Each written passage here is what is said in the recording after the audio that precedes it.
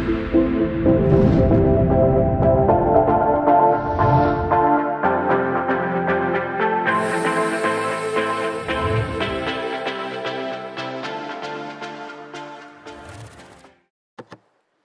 my name is Federica Davila. I am 24 years old, and I am from Caracas, Venezuela, where I live.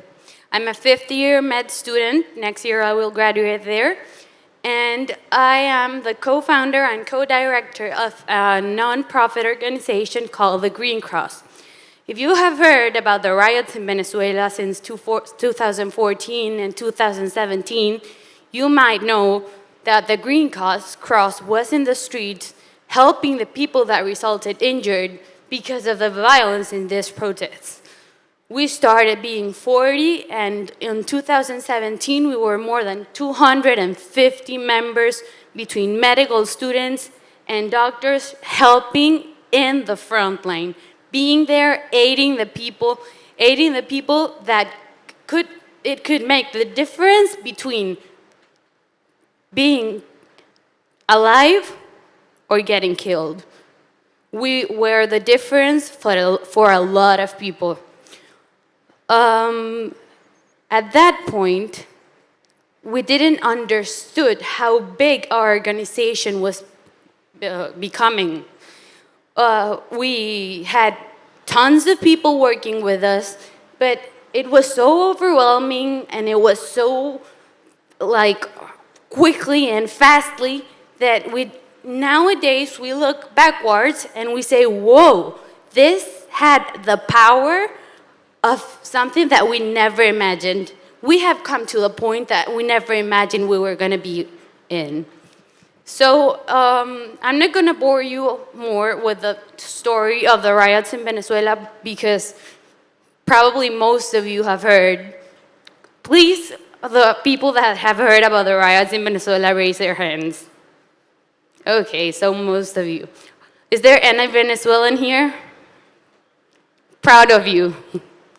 Okay, so I wanted to talk to you a little about what are we working on now, because there's a misunderstanding and people think that the Green Cross stopped its activities on 2017 when the riots stopped, but that's not what happened.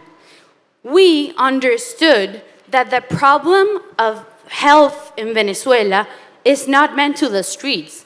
The problem of the health system in Venezuela is every day in every hospital and in every home of a patient who is ill.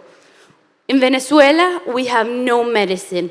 We don't have antibiotics. We don't have antihypertensives. We don't have medicine for cancer.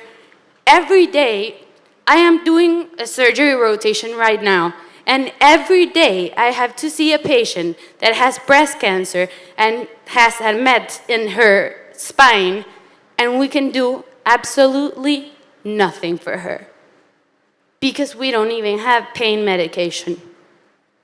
And that is a situation that is heartbreaking because we are with our hands tied. We can do absolutely nothing. But thanks to the international community, thanks to the international community that has been informed with all these conferences, they have still been sending medicines to us, and we can be able to give those medicines to the hospitals and do interventions in the communities, in the poorest communities, and make the difference between someone feeling really, really sick to being good, or the difference between being ill or being perfectly good. We go to the poorest communities that have no access to water, no access to electricity, no access to food. People are starving to death. And that is obviously a reason to be more capable of catching illnesses. So, I'm here today to ask for your help. We need the international community to keep on helping us because we are just the hands that are there working. But the real force comes from you guys because we cannot find anything in Venezuela. And that is something that we cannot stop doing. We cannot stop working. We cannot lose the faith in our country because we believe in it. We believe that we can construct and build the country that everybody wants to see. And that is in the power of the people that live there like me with our hands, and the power is in your hands if you help us to keep on doing this. In the back parts, you can see some pictures of the riots, and you can see what we are doing with what you're sending and with your money. This is getting to the hospitals in Venezuela. All of these medicines have been bought or donated by someone who lives in other country that's not ours. And that is the difference for a patient to be alive or to be dead. Do you imagine having a daughter, a father, a husband that has cancer, and you know that there's a treatment and it's easy cancer to treat or with a good prognosis? And you go to the hospital and they say, well, you have cancer, but we can do nothing about it. We don't have medicine, we don't have chemotherapy, we don't have radiation. For example, that guy who was there, Erickson, well, it's not running. Erickson is a 34-year-old guy who has been hospitalized for 1 year because he has pulmonary fibrosis. The only reason that has kept him in the hospital is that, keep in mind this girl, so I can tell you her story. The only reason that Erickson is not out of the hospital is because he didn't have an oxygen concentrator to keep in home. And being in the hospital is a very risky factor for him because he has pulmonary fibrosis, so he can get infected really easily. That little girl that you saw some time ago, she's a twin, and she lives with her twin and her mother in the streets. We found her, and of course, we are not God, and we were not able to adopt her or take her out of the streets. But she had parasites all over her body, and she had a respiratory infection. Thanks to you guys, thanks to everyone that sends just a pack of gauze or donates $1, we were able to treat that girl, and she's now fine. She still lives on the street. But if every one of us works in what they are good at, what they know, what they can be helpful about, and they can be helpful with, we can get to the point of being a successful country.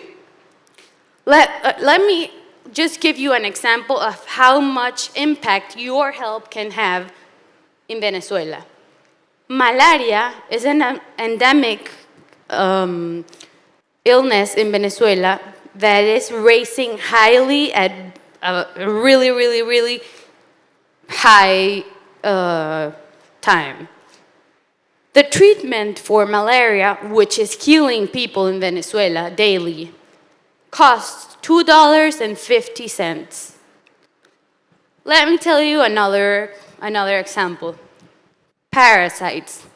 Water in Venezuela is not safe to drink. We all know it.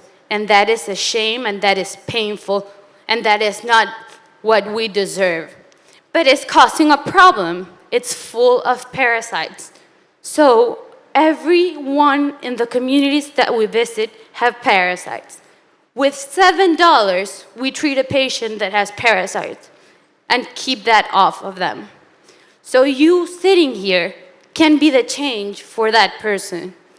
I encourage you to take out your cell phone right now and go to your Venmo page or go to your Zelle page or go to whatever connection you have and donate $1.